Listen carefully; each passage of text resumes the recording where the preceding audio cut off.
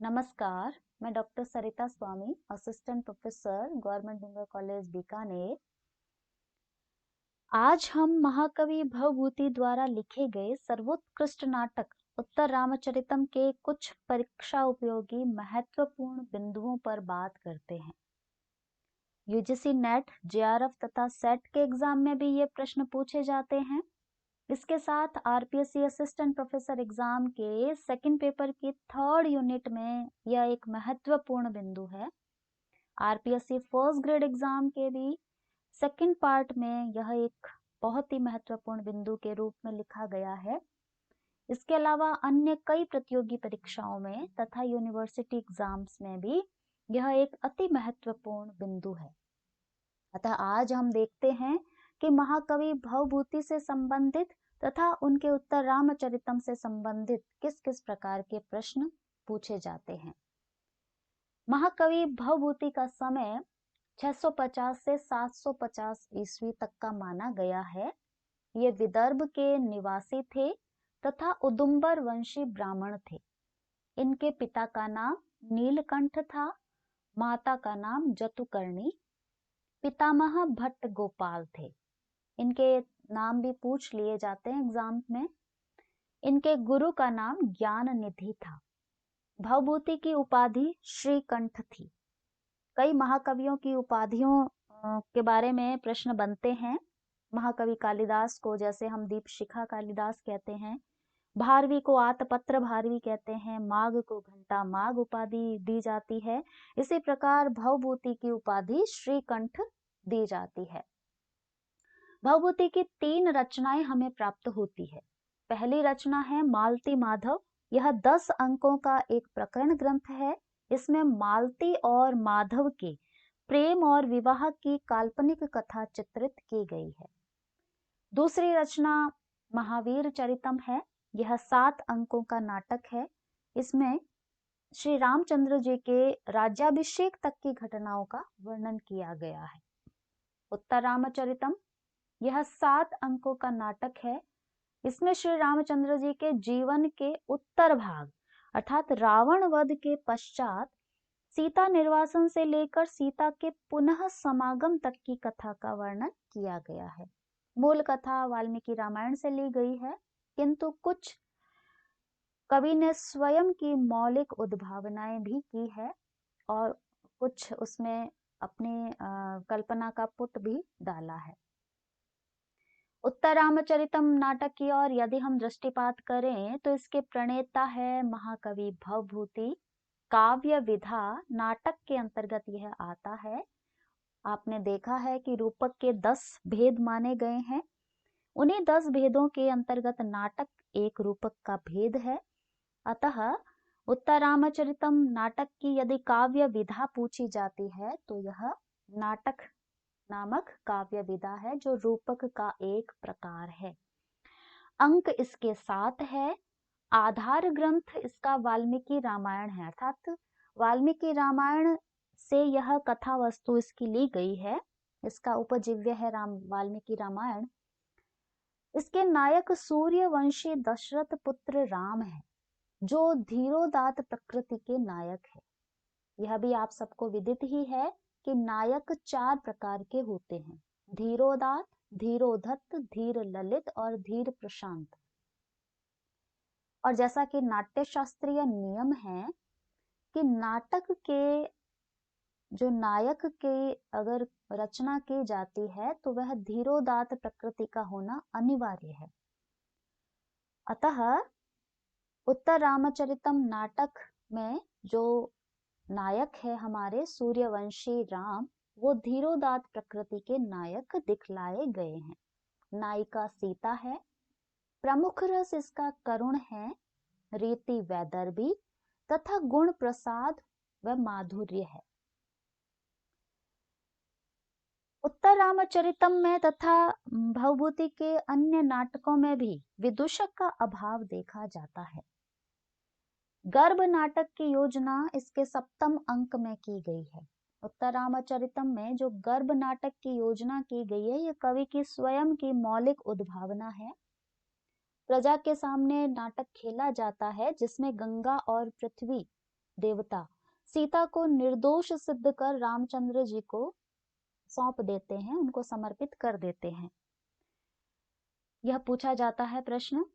चित्रविधि की योजना पूछी जाती है। प्रथम अंक में है चित्रविधि अर्थात चित्र दर्शन। गर्भिणी सीता के उदास मन को बहलाने के लिए श्री राम चित्रशाला में चित्रित अपने जीवन की घटनाओं को दिखलाते हैं, उससे उसका मन बहलता है। तो यह प्रथम अंक में चित्रविधि की योजना की गई है और प्रथम अंक का नाम भी चित्र दर्शन है। तृतीय अंक का नाम छाया अंक है और छाया के रूप में सीता को दिखलाने के कारण इस अंक का नाम भी छाया अंक रखा गया है। यह प्रश्न भी बहुत ही महत्वपूर्ण रूप में पूछा जाता है। सबसे बड़ा अंक प्रथम अंक है और सबसे छोटा सप्तम अंक। नाटक का प्रारंभ नांदी पाठ से होता है। उत्तर रामचरितम के जो 7 अंक है उन सातों के नामकरण हैं। जो प्रश्न अत्यंत महत्वपूर्ण रूप से पूछे जाते हैं कि किस अंक का क्या नाम है अथवा इस नाम वाला अंक कौन सा है, तो हम थोड़ा इस पर विचार कर लेते हैं। प्रथम अंक चित्र दर्शन नाम से वर्णित किया गया है। लंका से लौटकर आने पर राम का राज्याभिषेक होता है। राज्याभिषेक के समय आए हुए जनक मिथिला लौट जाते हैं और उनके जाने से सीता दुखी हो जाती है। गर्भिणी सीता के उदास मन को बहलाने के लिए राम चित्रशाला में चित्रित अपने जीवन से संबंधित घटनाओं को सीता को दिखलाते हैं। इसे देखकर गर्भिणी सीता के मन में एक बार फिर तपोवन को देखने की जिज्ञासा उत्पन्न होती है। चित्र देखते देखते सीता थक जाती है और वह राम के वक्षस्थल पर सिर रखकर सो जाती है। उसी समय दुर्मुख नामक गुप्तचर आकर सीता के विषय में जन अपवाद की सूचना देता है। भावी विरह की अनुभूति की तीव्रता को उभारने के लिए चित्रशाला वाले दृश्य की योजना एक गहरी सूझ है। प्रेम और कर्तव्य पालन का जटिल संघर्ष दिखलाया जाता है, जिसमें अंततः कर्तव्य पालन विजयी होता है। पर इतना होने पर भी राम का हृदय टूट जाता है और वे न चाहते हुए भी कठोर बनकर गर्भ के बोझ वाली सीता को हिंसक पशुओं के लिए वन में उसी तरह छोड़ देते हैं जैसे कोई बलि दी जा रही हो। इस प्रथम अंक का नाम चित्रवीथी नाम से जाना जाता है। द्वितीय अंक पंचवटी प्रवेश है। प्रथम अंक और द्वितीय अंक के मध्य में 12 वर्ष का अंतर दिखलाया जाता है, तो दूसरा अंक ठीक 12 वर्ष बाद का है। विष्कंभक से हमें यह पता चलता है कि सीता के 2 पुत्र हो गए हैं और वे वाल्मीकि के पास विद्या अध्ययन कर रहे हैं। इसी में यह भी सूचना मिलती है कि शंभुक का वध करने के लिए राम इस वन में आए हुए हैं। राम शंभुक का वध करते हैं और शंभुक दिव्य रूप को धारण कर लेते हैं। यहाँ पर शंभुक के मुंह से दंडकारण्य की प्रशांत और गंभीर प्रकृति का सुंदर वर्णन भी कवि ने बहुत सुंदरता से प्रस्तुत किया है। तृतीय अंक छायांक है। तमसा तथा मुरला नामक 2 नदी देवताओं का यहाँ संवाद दिखलाया जाता है। यह प्रश्न अति महत्वपूर्ण है और पिछली परीक्षाओं में पूछा भी गया है।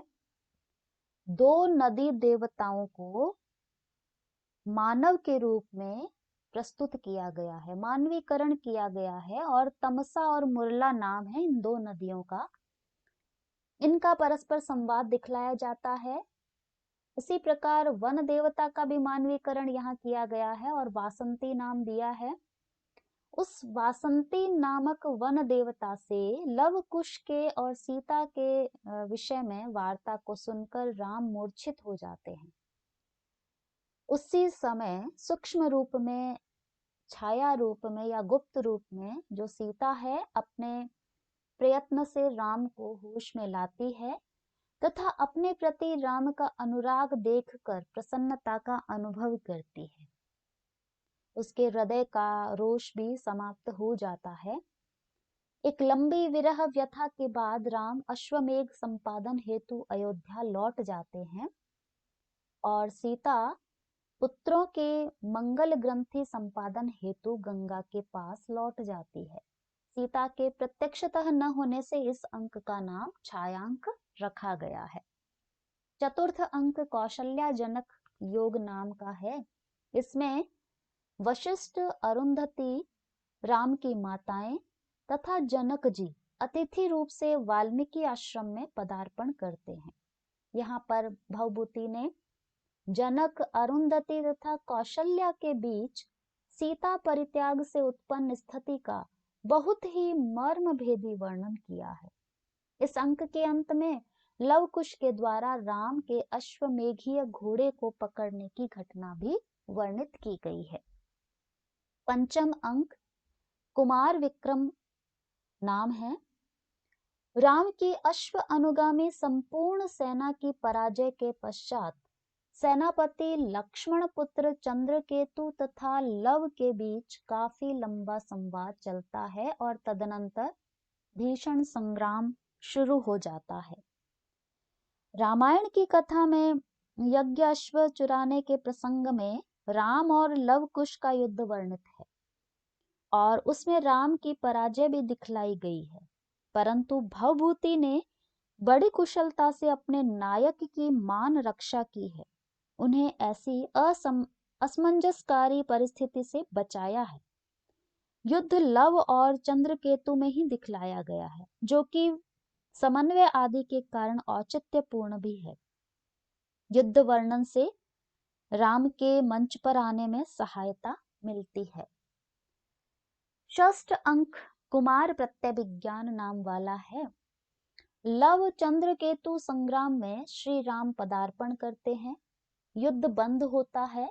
लव तथा चंद्रकेतु दोनों श्री राम को प्रणाम करते हैं। तब तक कुश भी उपस्थित हो जाता है। लव तथा कुश में सीता की आकृति की समता पाकर राम प्रसन्न होते हैं और तदनंतर लक्ष्मण उपस्थित वशिष्ठ, वाल्मीकि, जनक, कौशल्या आदि को प्रणाम करते हैं। सप्तम अंक का नाम सम्मेलन अंक है। इस अंक में गर्भ नाटक की योजना है। प्रजा के समक्ष नाटक मंचित किया जाता है, जिसमें गंगा तथा पृथ्वी देवता सीता को निर्दोष सिद्ध कर रामचंद्र जी को समर्पित करती है। जंबकास्त्र सिद्धि से लव कुश का राम का पुत्र होना सिद्ध होता है और भरत वाक्य से नाटक का पर्यवसान होता है। इस सप्तम अंक में और वाल्मीकि रामायण में यह अंतर है कि रामायण की कथा दुखांत है। सीता पृथ्वी में समा जाती है और राम हाथ मलते रह जाते हैं, किंतु संस्कृत नाट्य शास्त्र के नियमों का ध्यान रखते हुए भवभूति ने उसे सुखांत चित्रित किया है। राम, सीता, लव कुश आदि के साथ सुखद मिलन के साथ नाटक समाप्त होता है। यहाँ उत्तर रामचरितम नाटक में कवि ने अपने नाट्य शास्त्रीय नियमों का और साथ ही नाटक के दर्शकों की भावनाओं को भी यहाँ पर रक्षित किया है। प्रमुख सूक्तियों की ओर यदि हम देखें यहाँ, तो वज्रादपि कठोराणी मृदुनी कुसुमादपि, वज्र से भी कठोर और पुष्प से भी अधिक कोमल महापुरुषों के हृदय होते हैं। परीक्षाओं में बहुत बार ये सूक्तियां पूछी जाती है कि कौन सी सूक्ति किस ग्रंथ से ली गई है। दूसरी देखें, गुणः पूजा स्थानम गुणिषु न लिंगम न च वयः, व्यक्ति के सम्मान के पात्र गुण होते हैं, न लिंगम न च वयः, न तो उसका पुल्लिंग या स्त्रीलिंग होना, न उसकी आयु, अर्थात व्यक्ति के अधिक आयु का होना या कम आयु का होना अथवा स्त्री या पुरुष होना उसके सम्मान का कारण नहीं है, अपितु उस गुण सर्वत्र पूजनीय होते हैं, सर्वत्र पूजा के या सम्मान के पात्र होते हैं। तीर्थोदकम च वह्निश्च नान्यतः शुद्धिमर्हत। तीर्थ का जल तथा अग्नि स्वतः शुद्ध होने के कारण किसी दूसरे पदार्थ से शुद्धि की अपेक्षा नहीं रखता है। यहाँ सीता के विषय में कहा है कि सीता जन्म से ही पवित्र है, तो उसे शुद्धि के लिए दूसरे पदार्थों की क्या आवश्यकता। सताम सद्भि संगः कथमपि ही पुण्येन भवति।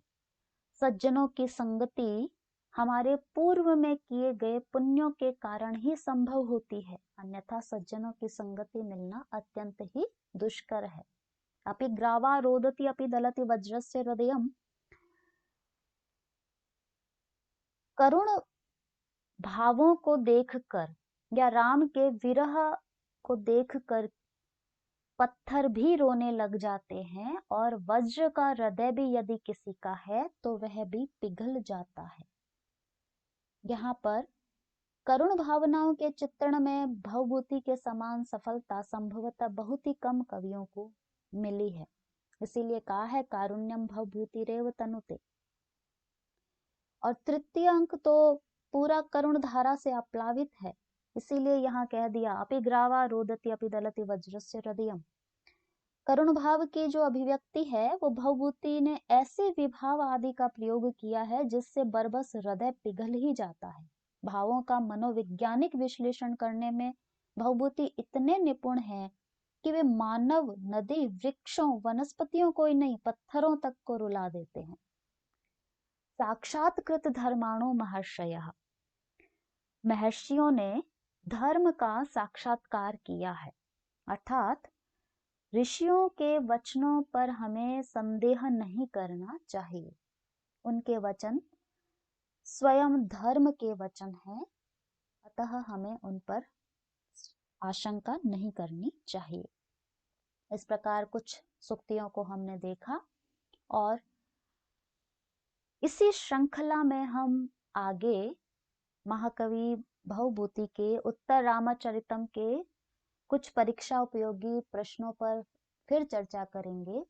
कुछ बिंदुओं को लेकर पुनः उपस्थित होंगे। तब तक के लिए नमस्कार।